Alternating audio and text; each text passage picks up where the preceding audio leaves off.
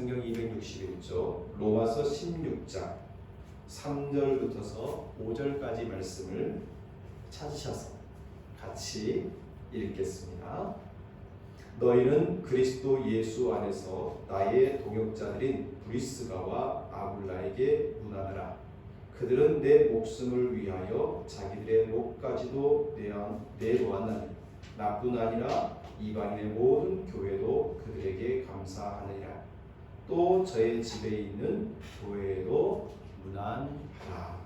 네, 5장 상반절까지만 읽었습니다. 오늘 하루도 주님의 은혜 가운데 행복한 하루 되시기를 진심으로 소망합니다. 여러분 진짜 일주일이 어떻게 지나가는지 모를 만큼 빨리 지나가는 것 같습니다. 이렇게 빠르게 좀 때로는 섭섭하기도 하지만 어떻게 보면 추위가 빨리 지나가고 서서히 봄이 찾아온다는 생각을 하면 또 기분이 더 좋아지는 것 같습니다. 여러분 2017년 1월 10일 미국의 44대 대통령이었던 버락 오바마의 퇴임 고별 연설이 있었습니다.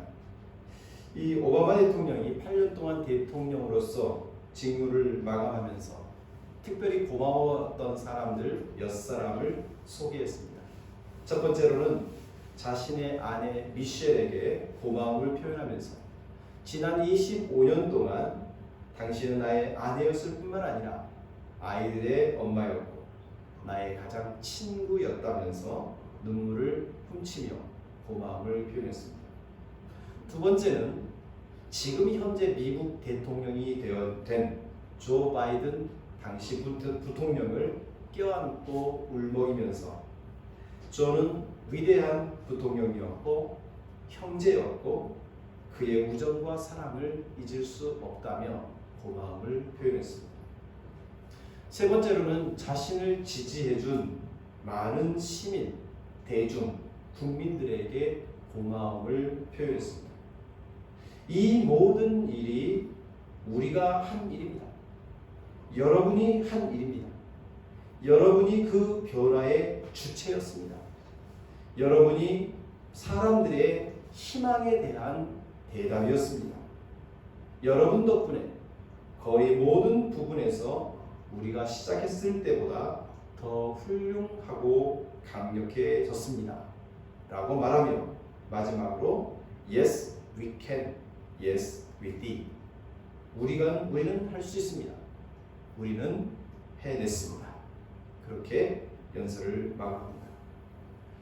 오바마는 8년 동안의 대통령직을 수행할 수 있었던 것은 자신의 능력이나 자신의 경험이나 자신의 실력이 아니라 자신 주변에 있었던 사랑하는 많은 사람들 때문에, 특별히 자신을 지지해주고 협조해줬던 이름 없는 수많은 사람들 때문에 이렇게 대통령직을 수행할 수 있었다고 고마움을 표현한 것입니다.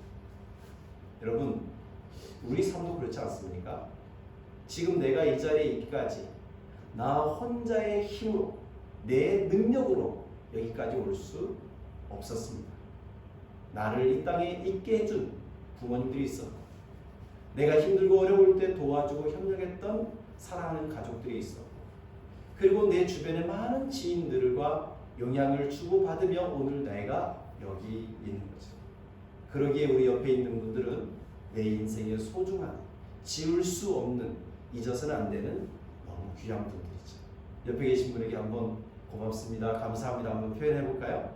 집사님 감사합니다. 고맙습니다. 네.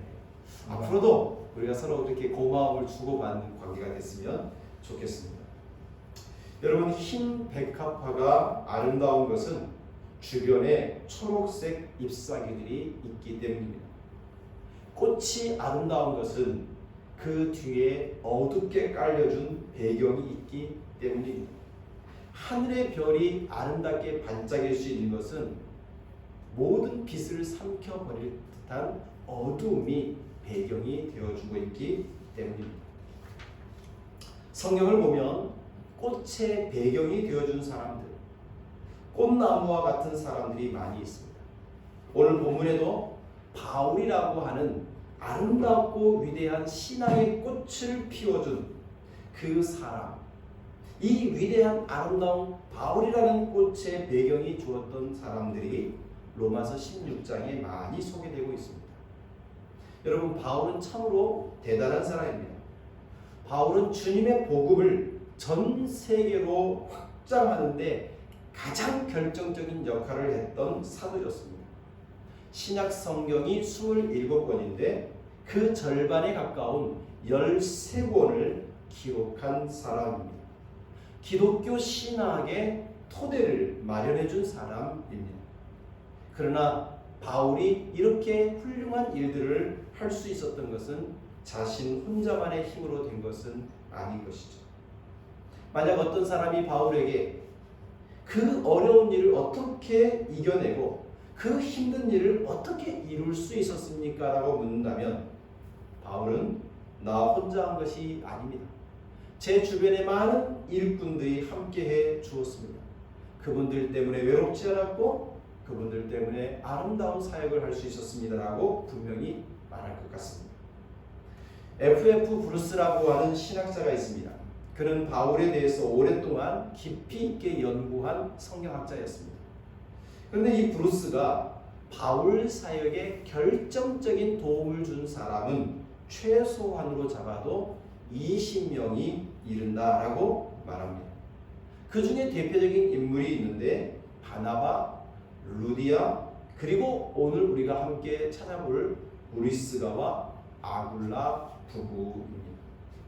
바나바는 바울이 고향에서 은둔해 있을 때 그를 직접 찾아와서 안디옥 교회로 이끌었던 사람입니다. 그리고 안디옥에서 바나바와 바울은 함께 가르치며 교회를 든든히 세워갔던, 어떻게 보면 바울을 역사 속에 입문시켰던 사람이 바나바이죠. 두 번째는 루디아라고 하는 사람이 있는데 이 루디아는 이 바울이 2차 전도 여행 기간 동안에 첫 번째로 이 유럽에 도착을 합니다. 그때 빌립보 교회를 세울 때 함께 역할을 해줬던 분이 바로 루디아입니다. 이 루디아는 지속적으로 바울을 후원해주고 성공적인 선교 사역을 마무리할 수 있도록 계속해서 지원해준 인물입니다. 그리고 세 번째로 바울의 배경이 되었던 사람, 그 사람이 오늘 우리가 함께 볼 브리스가와 아굴라 부부입니다. 오늘 읽은 로마서 16장 3절, 4절, 5절까지 보면 이 브리스가와 아굴라 부부를 소개하고 있습니다. 이들은 앞에서 언급한 루디아처럼 바울이 마음껏 사역할 수 있도록 뒷받침이 되어줬을 뿐만 아니라 그가 어려움을 당했을 때 목숨까지 내어주면서 함께 바울을 도와줬던 사람입니다. 그래서 바울의 사역이 아름다운 활짝 만개할 수 있도록 도와준 사람, 그들이 바로 브리스가와 아굴라 부부입니다. 오늘은 이 브리스가와 아굴라 부부의 헌신에 대해서 잠시 나눠보려고 합니다. 자, 우리 다시 한번 본문 말씀을 한번 보도록 하시죠. 본문의 3절에 보면 너희는 그리스도 예수 안에서 나의 동역자들이 브리스가와 아굴라에게 문안하라 라고 편지하고 있습니다. 자, 여기서 퀴즈를 하나 내겠습니다. 이 브리스가와 아굴라, 이 중에서 누가 남편이고 누가 아내일까요? 브리스가가 남편일까요? 아니면 아굴라가 남편일까요? 아굴라가 남편 맞습니까? 우리 집사님 훌륭하십니다. 여러분, 우리가 이 신약 성경에 보면 이 브리스가와 아굴라 부부의 이름이 총 6번 등장합니다. 사도행전에 3번, 또 바울 서신에서 3번. 그런데 당시 로마 사회는 남자 이름만 기록하는 것이 보통입니다. 또 부부가 함께 이름이 기록된 것도 매우 드문 일입니다. 그런데 남편보다 아내의 이름이 먼저 기록된 것은 정말 찾아보기 어려운 이례적인 일인 거죠. 그런데 오늘 본문에 나와 있는 이 브리스가와 아굴라, 이들 중에 브리스가가 여자이고 아굴라가 남자입니다. 그러니까 아내의 이름이 먼저 기록되어진 매우 특별한 케이스라는 거죠.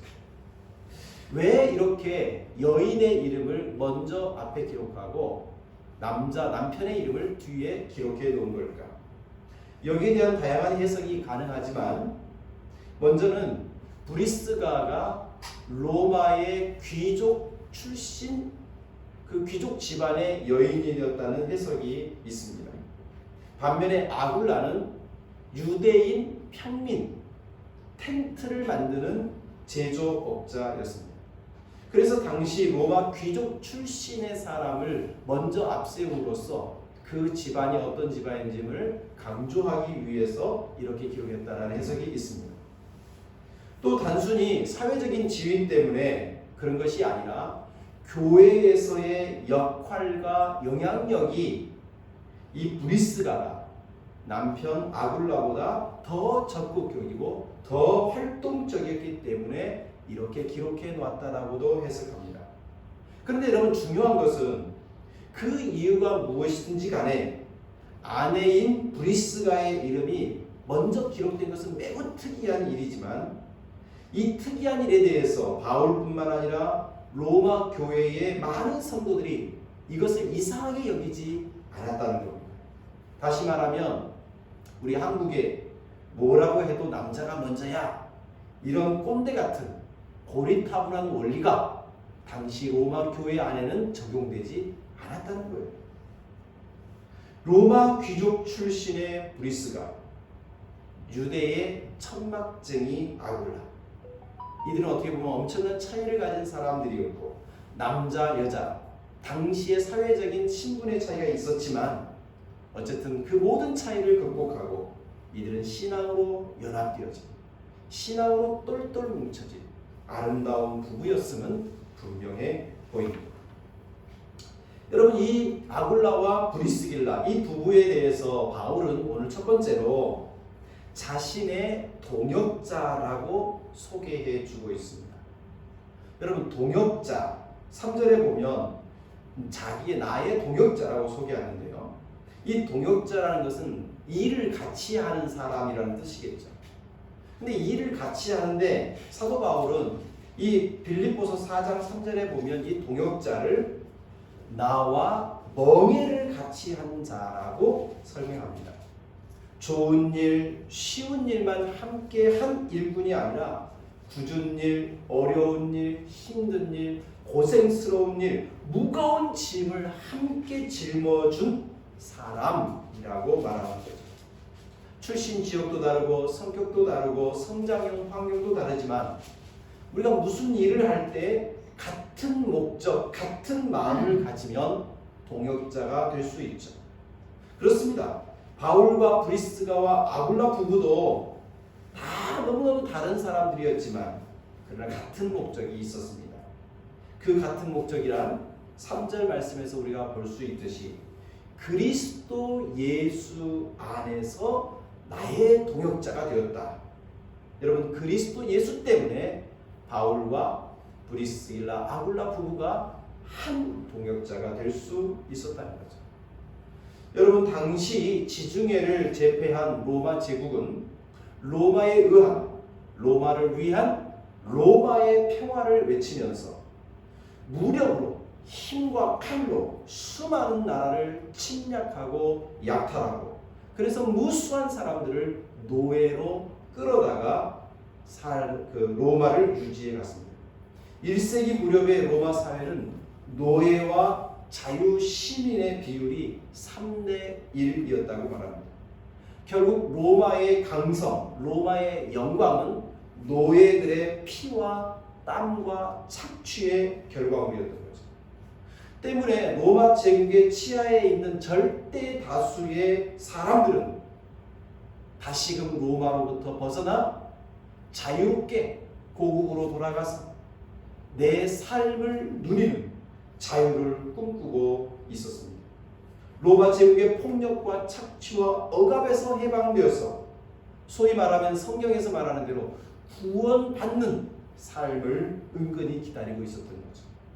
이런 시대 상황에서 바울과 브리스길라와 아굴라 부부는 그리스도 예수를 목적 삼고 동역합니다. 여러분, 여기서 그리스도, 그게 뭡니까? 히브리 말로 말하면 메시아고, 우리에게 현대적으로 말하면 구원자인 거죠. 누가 구원자입니까? 예수가 구원자인 거죠. 바로 예수 그리스도가 우리에게 참된 평화를 주시는 거예요. 예수 그리스도를 통하여 참된 자유가 있고, 예수 그리스도를 통하여 참된 해방이 있고, 예수 그리스도를 통하여 시작된 하나님 나라가 이 세상의 영원한 나라가 될 것이며, 그 하나님 나라가 우리가 가야 할 곳임을 가르쳐준 바로 이 예수 그리스도를 전하는 것, 이것이 바울과 브리스길라 아굴라 부부의 목적이었던 것입니다. 여러분, 오늘 이 시간에 우리가 이 세상의 이권이나 명예나 권세, 그리고 로마 제국에서 출세하는 것처럼 이 세상에서 뭔가 출세를 꿈꾼다면 우리는 그리스도 안에서 함께 동역할 수 없을 거예요. 그러나 그리스도의 정신을 가지고 예수 그리스도가 우리의 유일한 구원자시고 그분을 통하여 참된 구원과 해방이 있다는 사실을 믿고 그분의 가르침에 따라 그분의 말씀에 순종하기를 원하는 마음이 있다면 우리는 형편과 처지와 성격과 모든 것이 다르더라도 우리는 한 목적으로 동역할 수가 있는 거죠. 바로 이 브리스길라와 아굴라 부부는 예수 그리스도가 구원자라고 하는 이 복음을 위하여 함께 바울과 동역을 했던 것입니다. 두 번째로 바울은 브리스가와 아굴라 부부를 자신을 위하여 목숨까지도 내어놓았다라고 설명을 하고 있습니다. 여러분, 사도행전을 보면 이 브리스가와 아굴라 부부는 아마 최소한 2번 정도는 바울을 위해서, 이 죽을 위기에 있는 바울을 위해서 기꺼이 자신의 목숨을 대신하여 던지는 용기를 발휘했던 것 같습니다. 사도행전 18장을 보면 사도 바울이 고린도에 갑니다. 마침 사도 바울이 고린도에 갈 때 브리스가와 아굴라 부부도 로마로 붙어서 고린도에 도착을 했습니다. 근데 이 두 사람들이 만나서 사귀어 보니까 직업이 같아요. 텐트 만드는 일들을 하고 있었습니다. 그래서 함께 한 집에 거하면서 같이 일을 하고, 그러는 중에 바울은 그들에게 복음을 전하고, 복음을 들은 그들은 바울과 함께 협업하여 복음을 위한 동역자가 된 것 같습니다. 그런데 이 고린도 교회에서 문제가 생겼습니다. 여러 유대인들이 바울을 고발한 것입니다. 이 고발을 받아들인 사람들이 바울을 향하여 폭행을 가할 위기에 처해 있고 결국 목숨이 위태로운 상황이 벌어집니다. 이때 브리스가와 아굴라 부부가 함께 바울을 도와주고 협력해서 그 위기를 넘어가도록 해주었을 것을 알 수 있게 됩니다. 또 사도행전 19장에 보면 이 고린도 교회로부터 작별을 하고 떠난 이 바울 일행에게 바울 옆에 이 브리스가와 아굴라 부부가 동행했다고 사도행전 18장 18절은 기록해주고 있습니다. 그래서 이들이 안디옥을 거쳐서 에베소에 도착했을 때 함께 열심히 동역해서 많은 사람들이 예수님을 믿게 되고 그 중에서 제자들을 선별하여 두란노라고 하는 서원에서 특별히 가르치게 되었습니다. 근데 이때도 이 에베소에 드메드리오라고 하는 사람이 있었는데 이 사람은 은으로 우상을 만드는 업자였습니다. 드메드리오가 바울이 전하는 복음이 결국 우상 숭배하는 자신들에게 경제적으로 큰 타격을 줄 것을 예상하여 사람들을 선동하여 바울을 죽이려 합니다. 바로 이때도 바울이 위태한 상황에 빠질 때 바로 브리스가와 아굴라 부부는 함께 바울을 돕고 그 위기로부터 벗어나게 해줬음을 우리는 추측할 수가 있습니다. 그래서 바울은 오늘 로마서 16장에서 그 부부의 헌신을 기억하며 저희가 내 목숨을 위하여 자기의 목이라도 내어놓았을 것이라고 경의를 표하고 있는 겁니다. 여러분, 우리에게 소중한 것이 무엇입니까? 우리 목숨이죠. 목숨만 소중한 것이 아닙니다. 우리에게 소중한 것이 있다면 하나밖에 없는 것 소중하죠. 하나밖에 없는 아내, 하나밖에 없는 딸, 하나밖에 없는 아들, 하나밖에 없는 남편, 소중하죠. 여러분, 목숨도 하나밖에 없으니까 소중한 거예요. 또 무엇이 소중합니까? 되돌릴 수 없기 때문에 소중한 것이죠. 여러분, 우리 20년 전에, 10년 전에 그 아름다운 추억 왜 소중합니까? 다시 그것으로 돌아갈 수 없기 때문에요. 그 아름다운 시간들 다시금 되돌릴 수 없는, 한번 무너지거나 다시 회복이 불가능한 것들은 소중한 것입니다. 하나밖에 없는 것, 한 번밖에 사용할 수 없는 것, 그것이 바로 목숨이죠. 그래서 소중한 것 아닙니까? 그런데 이 브리스가와 아굴라 부부는 하나밖에 없고 이르면 되돌이킬 수 없는 목숨을 바울을 위하여서 기꺼이 내어놓을 수 있는 참으로 헌신된 사람들이었죠. 바울은 세 번째로 이 두 부부가 어떤 사람들인지를 5절 상반절에 소개해주고 있습니다. 바울의 도역자요 복음의 헌신자인 이 부부는 복음을 위하여서 자신의 집을 교회로 내어놓았다는 사실을 알 수가 있습니다. 우리 5절 상반절 한번 읽어볼까요? 시작. 또 저의 집에 있는 교회에도 어떻게 하라? 문안하라. 이렇게 인사하고 있습니다. 여러분, 사도행전 18장 4절을 보면 생업이 같음으로 함께 살며 일했다고 이야기하고 있습니다. 바울과 브리스길라, 아굴라 부부가 생업이 같아서 함께 살며 일을 했다. 그런데 여러분, 바울은 우리가 아는 대로 전도자로서 이곳저곳을 순례하는 사람이었잖아요. 근데 자신의 집이 없죠. 그렇다면 이들이 함께 살며 생업을 했다고 하는 곳은 어딜까요? 바로 브리스길라와 아굴라 부부의 집이었을 겁니다. 그래서 고린도 교회에서도 이 부부는 자신의 집을 교회로 내어놓았던 거죠. 그리고 에베소에 갔다가 어떤 경우인지는 모르지만 이 두 부부는 로마로 이사를 하러 갔습니다. 그런데 오늘 보면 5절에 보면 또 저의 집에 있는 교회에도, 여러분, 로마에 있는 교회가 어느 곳에 있었던가? 브리스가와 아굴라 부부의 집이 바로 로마 교회의 토대가 되었다는 겁니다. 여러분, 이들은 천막 제조를 하면서 발생한 수익을 자신만을 위해 쓴 것이 아니라 자신의 집을 위해서, 그리고 그 집에 모여든 교회를 위해서 사용했던 것입니다. 이 부부의 헌신과 봉사는 여러 사람들을 감동시켰을 것이고 자신의 집으로 초청하여서 복음을 전했을 것이고 바로 그 집을 복음의 전초기지로, 요즘 말로 말하면 예배당으로, 교회로 내모아 사용했던 것이죠.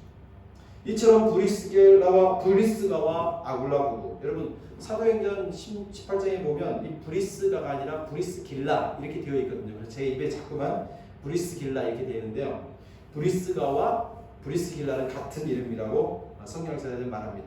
바로 이 브리스가와 아굴라 부부는 바울과 함께 멍에를 친 동역자였고, 그리고 복음을 위해서 목숨까지 내놓는 헌신자들이었고, 자신의 집을 교회로 사용하도록 내어놓는 하나님의 일꾼들이었습니다. 자, 그렇다면 여러분 어떻습니까? 이렇게 우리 바울과 또 브리스가와 아굴라 부부에 대한 이야기를 쭉 해드렸는데, 여러분에게 한번 다시 질문을 할게요. 바울이 꽃입니까? 아니면 브리스가와 아굴라 부부가 꽃입니까? 대부분 사람들은 그래도 바울이 꽃이고 브리스가와 아굴라 부부는 배경이라고 설명할지 모르겠습니다. 그러나 오늘 설교를 듣지 않는 분들은 바울이 더 크고 위대하고 브리스가와 아굴라는 덜 중요하다고 생각할지 모르지만, 오늘 이 시간에 이 말씀을 함께 들은 우리는 이제 생각이 좀 달라져야 됩니다. 여전히 브리스가와 아굴라 부부가 단순한 꽃이 아니라 바울에 비하면 배경이다 이렇게 말할 수 있을지 모르지만, 바울에 비하면 이 두 부부의 삶이 화려하거나 돋보이거나 위대해 보이진 않지만, 그래서 위대한 바울을 뒤에서 서포트한 묵묵히 후원해준 사람에 불과하다라고 생각할 수 있지만, 그러나 이들의 헌신과 동역과 이들의 열심이 하찮은 것은 아니죠. 귀한 것이죠. 소중한 것이죠. 여러분, 역으로 생각해 봅시다. 만약 이 부부의 협력이 없었다면, 동역이 없었다면 바울은 어떻게 됐을까요? 이들 부부가 계속해서 후원해 주지 않았다면 바울 선교 사역에서 상당히 어려움이 있을 수 있었을 거라고 예상이 됩니다. 이 부부가 아니었다면 어쩌면 바울은 2번이나 죽을 위기 상황에서 꽃 피지도 못한 꽃이 되어 어쩌면 시들어 버렸을지도 모르겠다는 생각을 하지 않습니까? 이들이 없었다면 로마 교회는 시작조차 못했겠구나라는 생각을 하지 않겠습니까? 바울의 배경이 되어주고 희생해주고 아낌없이 내어준 이들의 사랑과 헌신이 없었다면 바울은 역사상 훌륭한 인물로 존재하지 않을 수도 있는 그런 가능성이 생기는 거죠. 그러기에 브리스가와 아굴라 이 두 부부는 바울이 꽃이라면 단순히 뒤에 있는 배경이 아니라 바울이라는 꽃을 피운 중요한 나무, 이들은 단순한 배경이 아니라 꽃을 피운 꽃나무라고도 할 수 있는 거죠. 여러분, 그러기에 우리는 배경이 되어지는 삶을 두려워해서는 안 됩니다. 여러분, 우리 대부분은 내가 주연이 되어야 되고 내가 중심이 되고 싶고 내가 돋보여야만 만족하고 기쁨이 됩니다. 물론 천성이 남들 앞에 드러내는 것이 영 불편해서 좀 자꾸 나 그렇게 하지 마세요 이렇게 좀 부르는 사람도 있겠지만, 그래도 은근히 사람은 마음속으로 그런 나를 알아주고 칭찬해주고 대우해주니까 그래도 좋네, 그게 인간의 본성이죠. 우리는 이렇게 죄로 물든 본성과 어쩌면 평생 싸워야 될지 모릅니다. 그런 점에서 꼭 꽃이 되어야만 훌륭한 것이라고 생각하는 것은 접어뒀으면 좋겠어요. 그리스도를 위한 일이라면, 복음을 위한 일이라면, 하나님 나라를 위한 일이라면 내가 작은 일이라도 조금이라도 내가 할 수 있는 일에 최선을 다하는 것 그 자체가 중요하고 훌륭합니다. 우리를 구원해 주신 하나님의 은혜에 감사하고 그래서 헌신하고 그래서 함께 동역하는 그런 사람이 될 때, 그런 사람들을 통하여 하나님의 일들이 이루어지는 것이고 그런 사람들 때문에 꽃이 피는 거예요. 그런 분들이 바로 축복의 통로고 복음의 꽃을 피우는 나무가 되는 것이죠. 여러분, 제가 하나 더 질문을 드리겠습니다. 여기 앞에 보면 이제 글씨가 나올 텐데, 너 자신을 알라. 그 다음에 인간은 사랑을 주고받을 때 가장 행복하다. 여러분, 이 두 말 중에 소크라테스 자신의 말이 있을까요? 우리는 너 자신을 알라, 이거 소크라테스가 한 말로 생각하는데요. 사실은 너 자신을 알라는 것은 그리스에 이미 많은 사람들이 알고 있었던 격언입니다. 다만 그 격언을 소크라테스가 인용했기 때문에 더 유명해진 것이죠. 너 자신을 알라는 이 말은 원래 소크라테스의 말이 아닙니다. 오히려 인간은 사랑을 주고받을 때 가장 행복하다, 이것은 직접 소크라테스가 한 말입니다. 근데 대부분 사람들은 이거를 너무나도 평범한 이야기니까, 누구나도 할 수 있는 이야기니까 소크라테스가 한 말로 여기지 않는 거예요. 쉽게 말하면 너무나도 중요한 말이지만 너무나도 평범해 보이니까 유명해지지 않은 거죠. 교우 여러분, 특별한 것만 중요한 것이 아니에요. 평범한 것, 누구나 할 수 있는 것, 그것도 매우 중요하고 소중한 것입니다. 꼭 꽃이 되어야만 행복해지는 것이 아닙니다. 사람들의 관심과 집중을 받는 것만이 성공적인 삶은 아닙니다. 우리는 사랑을 주고받을 때 행복합니다. 사랑을 받으려만 하고 꽃이 되려고만 하면 행복해질 수 없습니다. 기꺼이 누군가를 위해서 사랑을 제공해 줄 때, 누군가를 위하여 꽃이 되려고 하는 사람의 배경이 되어줄 때, 그럴 때에 우리가 행복해질 수 있는 거죠. 성도 여러분, 하나님은 우리를 꽃으로 만들어 주시기도 하지만 꽃을 아름답게 하는 배경으로 만들어 주시기도 합니다. 우리는 꽃이 될 수도 있고 배경이 될 수도 있습니다. 그러나 모두가 꽃이 되기를 바라지만 인생의 확률을 보면 꽃보다 배경으로 살아야 될 경우가 훨씬 많다는 것을 우리는 경험적으로 알고 있습니다. 그러니 꽃이 못 되는 것을 슬퍼하지 않기를 바랍니다. 사실 꽃이 되어 꽃으로 살아가는 것은 참으로 잠깐입니다. 이제 곧 봄인데요. 봄이 되면 만발하는 그 벚꽃을 보면 기분이 좋아집니다. 하지만 벚꽃은 일주일, 아무리 길어도 2주간의 절정기를 빼고 나면 벚꽃은 꽃이 아닌 상태로 존재합니다.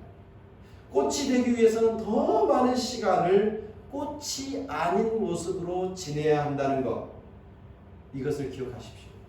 그러니 꽃이 되지 않는 것을 너무 두려워하지 않기 바랍니다. 꽃을 피우기 위한 나무가 되는 것, 꽃이 아름답게 되기 위하여 배경이 되어주는 것을 너무 두려워하지 않기를 바랍니다. 다른 사람이 마음껏 꽃피고 환영받고 두각이 나타나도록 배경이 되어주는 삶은 무의미한 삶이 아니고 실패한 삶이 아니고 축복의 통로가 되는 삶입니다. 그런 사람은 인생을 살아가는 동안 화려한 꽃이 되지는 못할지라도 그 꽃보다 더 소중한 수많은 꽃을 활짝 피워주는 꽃나무로 삶을 살아가는 것입니다. 그러니 배경이 되는 것을, 꽃이 아닌 것을 두려워하지 마십시오. 꽃을 피우는 꽃나무가 되시기를 소망하고 꽃을 아름답게 만들어주는 배경이 되기를 소망할 때 그는 참으로 행복한 사람 될 것입니다. 우리 모두 그렇게 행복한 꽃나무 되시기를 축복합니다. 기도하겠습니다. 하나님 아버지, 오늘 브리스가와 아굴라 부부의 삶의 모습을 통하여 배경이 되어주고 통로가 되어주는 삶이 얼마나 가치 있고 소중한 것인지를 살펴보았습니다. 모두가 주목받고 싶고 모두가 꽃이 되고 싶은 것이 우리의 본성이지만, 그러나 꽃이 되지 않고 주목받지 못한 때라도 기쁜 마음으로 삶을 살아갈 수 있는 우리가 되게 하여 주옵소서.